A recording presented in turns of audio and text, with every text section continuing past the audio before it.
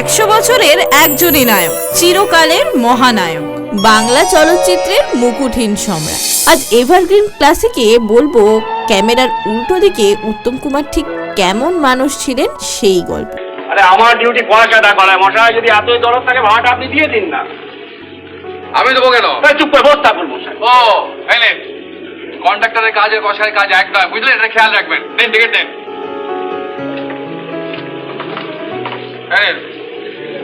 দেন ticket দেন।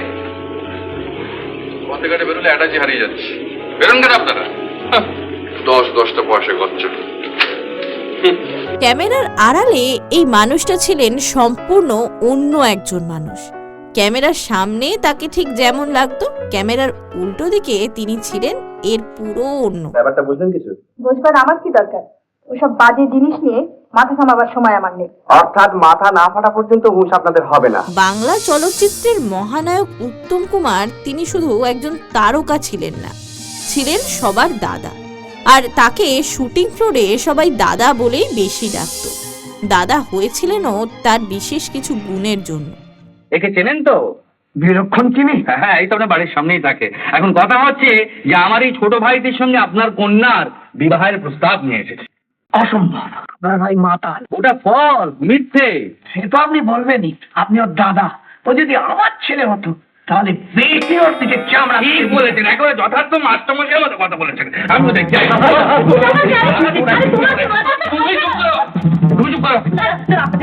কি করে ছেড়ে দেবো? মাস্টারমশাইয়ের কথা তবে শেষ করা যায় না।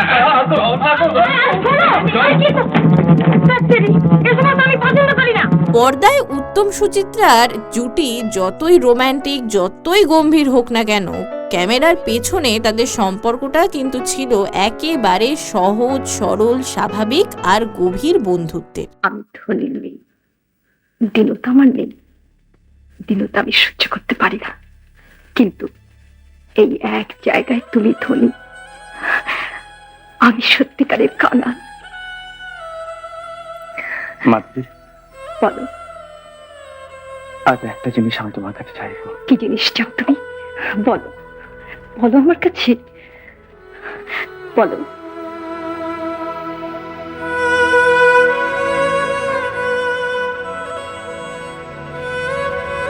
10টা টাকা। সেটা টাকা? এই শুধু তোমার চাওয়া? আমার কাছে আর তোমার কিছু চাইবার নেই? তুমি মানুষ নও, ভাষা। না না, টাকা আমি তোমায় দেবো, আমি তোমার টাকা দিচ্ছি। তরুণ কুমারের একটা স্মৃতিচারণা থেকে জানা যায়, একবার শুটিং চলাকালীন সুচিত্রা সেন হঠাৎ করেই উত্তম কুমারকে প্রস্তাব দেন যে ডায়মন্ড হারবারে ঘুরতে যাওয়ার জন্য। উত্তম কুমার তাকে বোঝান এবং বলেন যে এতে তার বদনাম হতে পারে, খবরের কাগজে ভুলভাল লেখালেখিও হতে পারে। উত্তরে সুচিত্রা সেন বলেছিলেন যে একটু বদনাম না হয় হলো, তাতে ক্ষতি কি? কথা আজ যুগে এসব কথা কেউ বিশ্বাস করে? বিশ্বাস করো আর নাই করো, 3 পুরুষ ধরে সেই অভিশাপ কাজ করে এসেছে। না, ওটা কুসংস্কার। একটা কুসংস্কারের জন্য ভগবানের অত বড় দান আমি কিছুতেই নষ্ট হতে দেব না। মনে রেখো, তোমার মতো দীনতা আমার নেই। আমার যে দরকার আমি জোর করে আদায় করে নেব। কিন্তু মাধুরী, আমি তো এই শহরের কাউকে চিনিও না, জানিও না। সেজন্য তুমি কিছু ভেবো না।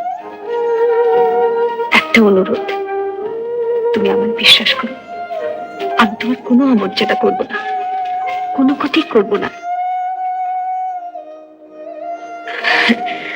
চলো, তোমার মধ্যে ভদ্রলোকরা হয়তো কি ভাবছেন। পর্দায় স্টারডাম থাকলেও বাস্তবে কিন্তু তিনি খুব সাধারণভাবে জীবনযাপন করতেন। বলো কি খবর? তুমি সুমিত্রা দি মিস্টার আর কে যা যা বলতে বলেছো বলে দিয়েছি। ওরা কিছু বললো? কাউন্টে সাবো পেবা পেবা।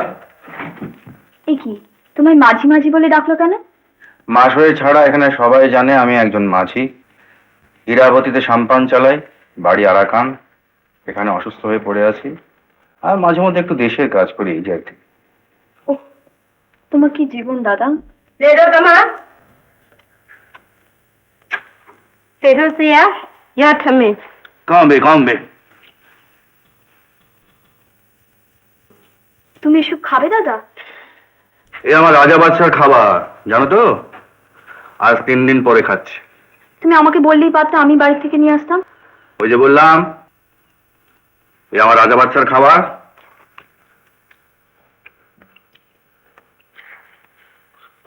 শোনা যায় স্টুডিওতে রাত বিরেতে যদি কেউ কখনো কোনো বিপদে পড়তো, মানে কোনো টেকনিশিয়ান কলাকুশলী যদি বিপদে পড়তো, তাহলে উত্তম কুমার নিজে তার পারিশ্রমিক কমিয়ে দিতেন অথবা নিজের পকেট থেকে গোপনে টাকা দিয়ে সাহায্য করতেন।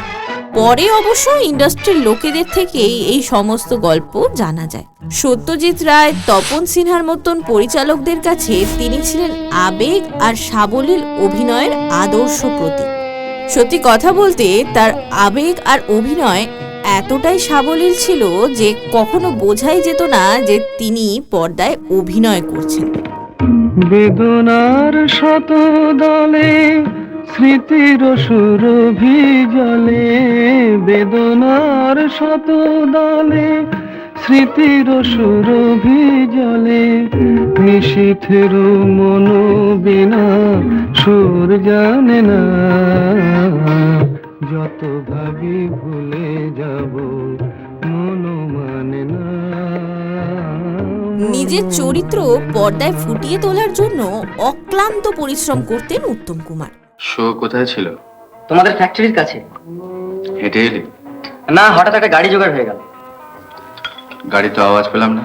গাড়ি মানে সবাই মোড়ের মাথায় নেমে গেল কিনা, আমিও মোড়ে নেমে পড়লাম, এইটুকু হেঁটে এসেছি। এবার থেকে যখন গাড়ি করে বাড়ি ফিরবি তখন সরাসরি বাড়ির দরজায় এসে নামবি।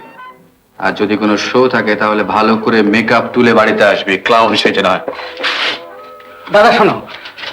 শোনবার তো কিছু নেই কমল। যেদিন তুই ছোট ছিলি তোকে পিঠে করে কলকাতার পথে ঘাটে ঘুরে বেরিয়েছি। আজ তুই বড় হয়েছিস, তোকে আমার এই ছোট্ট পিঠে আর ঝুলিয়ে রাখবো না। আর যখন তিনি অভিনয় করতেন, অভিনয়ের পাশাপাশি তার চোখও যেন কথা বলতো। চোখের এমন এক একটা এক্সপ্রেশন দিতেন যাতে মনে হতো তার চোখই অর্ধেক অভিনয় করে দিচ্ছে। তিনি চোখ দিয়েই যেহেতু বাকি কথা বলে দিতে পারতেন, সেই কারণে তাকে মাস্টার অফ এক্সপ্রেশন বলা হতো। আমাদের এভারগ্রিন ক্লাসিকে উত্তম কুমারের গল্প তো চলতেই থাকবে, তবে আজকের মতো আমি এখান থেকেই বিদায় নিচ্ছি। ফিরে আসবো আবার তার জীবনের একটা নতুন গল্প নিয়ে। আপনি শুনতে থাকুন এভারগ্রিন ক্লাসিক।